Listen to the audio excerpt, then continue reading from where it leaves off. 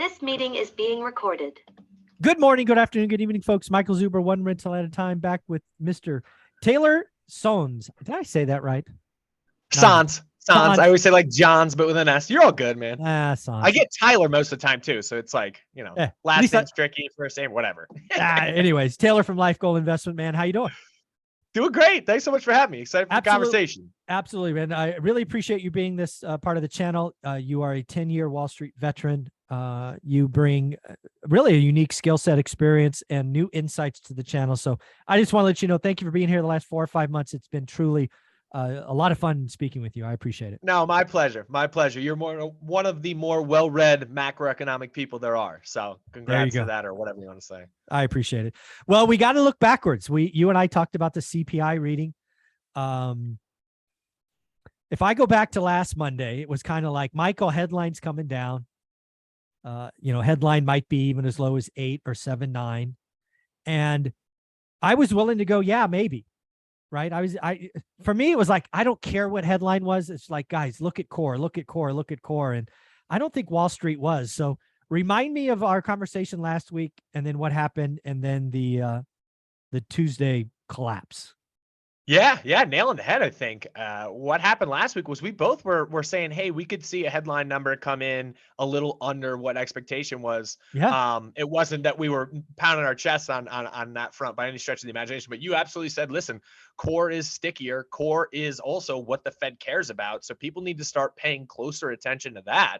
Strip away the food and the energy prices that are, everyone knew energy prices were coming down meaningfully. Look at the gas pumps, right? Mm-hmm. But yeah, and so then what happened was Tuesday hit, and all of a sudden CPI was not what people expected it to be. It was higher on headline, higher on core. And then what happened was you started to have the market question, like, where is inflation going from here? We thought we had a pretty good handle on it. And now what you have is this massive dispersion in potential of what the Fed is going to do over the coming 6 months. Mm-hmm. And what does the market not like? Uncertainty. And it just brought a ton of uncertainty to the market. And that's why you saw the visceral reaction that we saw.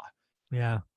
And really, for me, again, back to kind of when you're right, you're right. And I just was beating my chest, guys, it's core and core. And I actually said that I thought core would go up to 6.2, and people were calling for 5.9 or 6. I'm like, no, it's going faster. What are you guys looking at? Right. And came in at 6.3. Yeah. And you cited, you kind of hit the nail on the head from that standpoint. You said, listen, it's wages are just too sticky. And what you saw in the inflationary number was the fact that it was services. So services are what's driving it, not goods. And exactly. To your point, I mean, it's shocking to me that more people weren't on that side, because housing is real sticky. And that's obviously very persistent in that core inflationary number.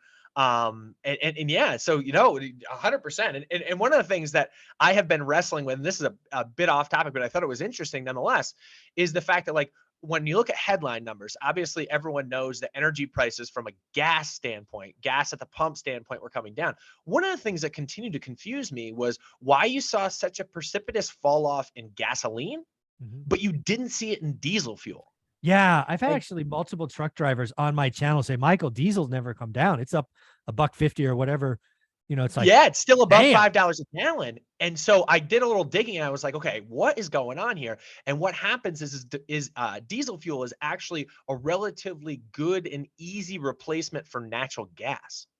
So the fact that we have this natural gas debacle going on around the world based on the Russia-Ukraine situation, and them not, the Europeans not wanting to take Russian nat gas, it's forced prices up across the board. And diesel apparently is a relatively easy replacement for that. And that's what's bolstered the prices on diesel fuels. And then I think that kind of trickles down through a little further, not into core, but into headline inflation, because I couldn't make sense also of the fact that why aren't you starting to see food prices come down?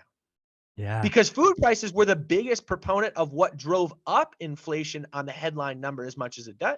Yeah. Food was up 0.8% month over month. And it's like, all these commodities are coming down across the board precipitously, whether it's corn, wheat, soy, all of these macroeconomic forces that get delivered into the food. It's the diesel fuel that is the thing that's so persistent. And as you know, 75, I looked up a little bit more, 75% of farm machinery is run by diesel fuel, and 90% of the shipment of food to where we receive it is delivered in a diesel vehicle. Wow, that's great research. I did not know that, because one thing that, so there's a couple of things. One thing that shocked me in the CPI report, because I called a lot of it. The one thing that did shock me, and this is not good. This is not good. Year-on-year inflation in food was 11.2%, the highest since 1979. As somebody who has studied the 70s, anytime you compare a current number to the inflation of the 70s, that's bad. That's not a good compare. Bad. That's Volcker. That's Paul Volcker, for everyone who doesn't know. And the Federal Reserve just came in and yanked rates higher meaningfully. Do you know where Fed funds stopped at in the 70s? I think Treasury 18, got to 20%. I think 18. It was 18. at 18 was the highest reading for like 90-day window, and then they took it to 16, I believe. So, yikes! Yeah, just yanked. Yeah. So, back to CPI again. I don't think the news gets better from here. Core inflation again. You and I know this, but maybe others don't. There's this thing called base effect. The next 2 months are really skinny base effects. Then you get some tailwind after the next 2 months. So you may see that come down. But again, I think wages go up from here. Wages have just started. It's a problem. So Barron's had a really good article over the weekend, which is one of the best financial publications there are. Over the weekend, they said the economy is faltering, but not in the right places. And essentially, stagflation, here we come. Right. They said essentially, like, look at this. The Fed needs to control two things. The Fed has a dual mandate. And we've talked about this in the past. The dual mandate is inflation on one side, which is out of control. Stable prices, right. Better put it, well, yes, stable prices, inflation. And then secondarily, or not secondarily, but the dual mandate, the other part of it is unemployment. Yeah, full employment. Full employment. They can't get the employment number to move.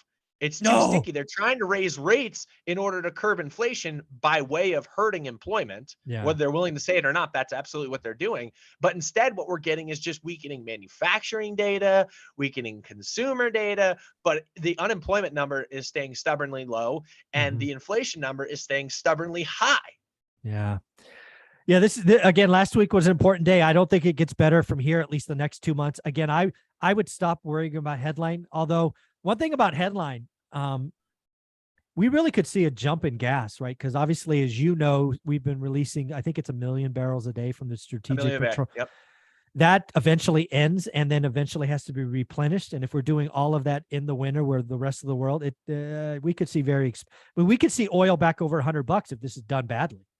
Geopolitical risk is paramount right now too. That's and I think that's getting priced into the market a little bit as well. But like, what is going on between China and Taiwan? Maybe you have some insight to that more than I do. What is going on between Russia and China, which they look like they're faltering from a relationship standpoint a little bit, as well as India starting to back away from Russia a little bit. So that may be a good thing, right? But it's just a lot of unknowns, uncertainties as to how things are actually going to shake out. Yeah, I've said this a couple of times. I think the next 6 months, September 15th to March 15th, is the most uncertain economic environment I've ever seen, right? I've been through .com. I've been through Great Recession. They were bad, but you could see it coming, right? It was predictable. Right. I see so many off-ramps in the next 6 months. My brain hurts because if you take the right lane, one thing happens. If you take the left lane, something else entirely. And dude, I have no idea. The next 6 months are going to be wild. Right. We have been saying hard landing since the beginning of our conversations, for 5 months ago, whatever. Well, I'm not sure exactly when it was, but there was a lot of soft landing conversations that were coming up even a month and a half ago when the market was on that late summer tear. It went on up 15% from the bottoming point. And we both were looking at each other going like, I don't know what's changed. Do you know what's changed? Because I can't figure out what's changed. Yeah. What happened is rates went down for a second. Now they're back up. So yeah. Based on some inflation print that came out that really wasn't that good. It was just a little bit better than the last one. And then the next one was worse. So it was like, crazy. Come on. All right. Well, Taylor, do me a favor. Where can people find you? Because you are putting out amazing daily content that people just need to check out. I appreciate you saying that. Yeah. Find us at Life Goal Investments on Instagram, at Life Goal Investments. And folks, video number 2, just to tease it, is going to be the Fed's meeting on Wednesday. I'm going to hold Taylor's feet to the fire and see what he thinks. and I will tell him what I hope happens and see how bad it will be. And Taylor, I'll spin a little thing other than just raising rates involved as well. That's going underappreciated from the Fed. ooh, I'm going to guess it's QT, but let's wait and see. Thanks, Taylor.